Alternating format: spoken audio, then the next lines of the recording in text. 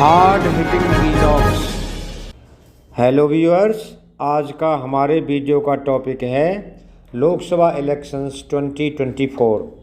नरेंद्र मोदी और नीतीश कुमार का साथ छूटने के बाद दोनों की राजनीतिक सेहत पर अलग अलग प्रभाव महसूस किया जा रहा है। नीतीश कुमार खुद तो मुख्यमंत्री बने हुए हैं, लेकिन ये समझना मुश्किल हो रहा है कि क्या अपने बचे हुए कार्यकाल तक कुर्सी पर वैसे ही बने रहेंगे या नहीं।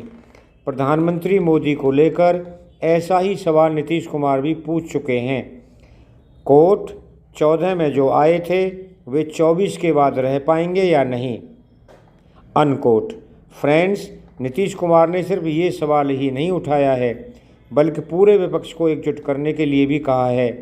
2014 से जो 2017 के बीच भी नीतीश कुमार विपक्षी नेताओं को ऐसी सलाह देते रहते थे। कांग्रेस को लेकर तब तो नीतीश कुमार की राय ममता बनर्जी से अलग हुआ करती थी। बदले हालात में वे क्या रुख अपनाते हैं, ये देखने वाली बात होगी। फ्रेंड्स, नीतीश कुमार कहा करते थे कि विपक्ष की सबसे बड़ी पार्टी होने के नाते कांग्रेस ही मोदी विरोधी मोर्चे का नेतृत्व करे, जबकि ममता बनर्जी कांग्रेस को किनारे रखकर विपक्ष को एक साथ होने की पक्षधर हैं। ममता बनर्जी अब भी कांग्रेस को लेकर अपने रुख पर टिकी हुई लगती हैं। फ्रेंड्स, 2024 में प्रधानमंत्री मोदी को चैलेंज करने की तैयारी में जुटे दिल्ली के मुख्यमंत्री अरविंद केजरीवाल का विपक्ष से नाता सिर्फ राष्ट्रपति चुनाव तक ही था। मोदी विरोध के नाम पर वो वोट विपक्ष के उम्मीदवार को ही देते हैं, लेकिन बाकी मामलों में वे विपक्ष से दूरी बनाए रखते हैं। दोस्तों, अरविंद केजरीवाल को भी उड़ीसा के मुख्यमंत्री नवीन पटनायक और आंध्र प्रदेश के सीएम जगन मोहन रेड्डी के राजनीतिक स्टैंड के आसपास देखा जा सकता है, लेकिन थोड़ा सा फर्क है। जैसे नवीन पटनायक और जगनमोहन रेड्डी साथ न होकर भी बीजेपी की सरकार का सपोर्ट करते नजर आते हैं, वहीं अरविंद केजरीवाल भी विपक्ष के साथ न होकर मोदी विरोध का अलख जगाए रखते हैं। फ्रेंड्स, लेकिन बाकी बातें तब पूरी और तरह सेकेंडरी हो जाती हैं जब देश का मिजाज अलग नज़र आता है, और देश का मिजाज तो मोदी के साथ अब भी पहले की तरह कायम है। इंडिया टुडे के मूड ऑफ द नेशन सर्वे में मोदी एक बार फिर चुनौती देने वाले सारे राजनीतिक विरोधियों से आगे हैं, और विरोधियों की कौन कहे, जो उनके उत्तराधिकारी बनने का सपना देख रहे होंगे वे भी काफ़ी दूर नज़र आते हैं।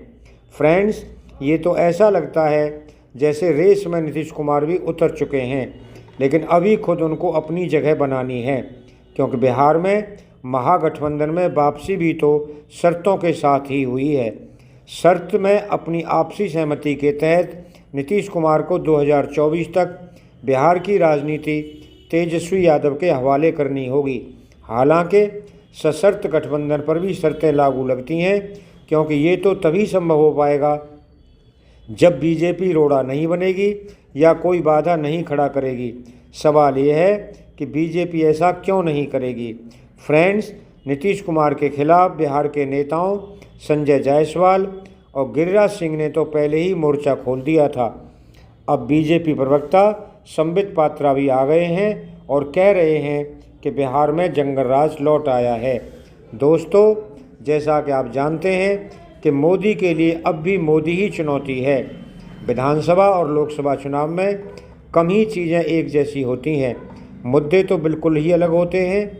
यही वजह है कि प्रधानमंत्री मोदी कड़ी मशक्क़त के बावजूद कई बार बेअसर भी साबित होते हैं।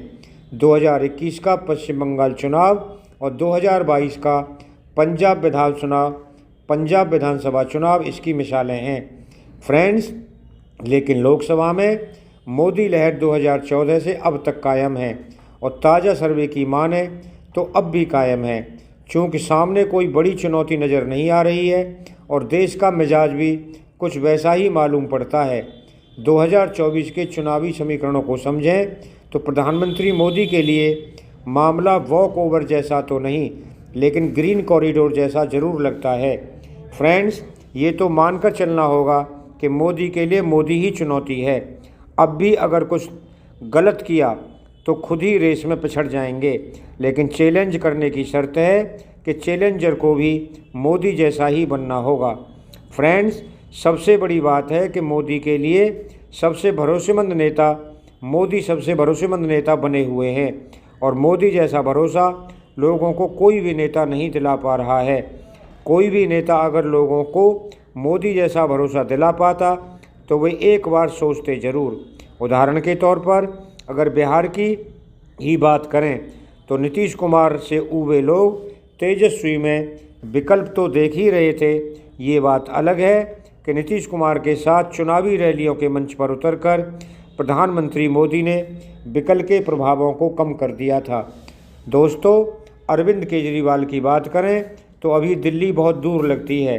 कोशिशें तो खूब कर रहे हैं। मौजूदा राजनीति में हिंदुत्व के प्रभाव को देखते हुए ट्रैक भी सही पकड़े रखे हैं, लेकिन राष्ट्रीय विकल्प के तौर पर लोगों के बीच जगह नहीं बना पाए हैं।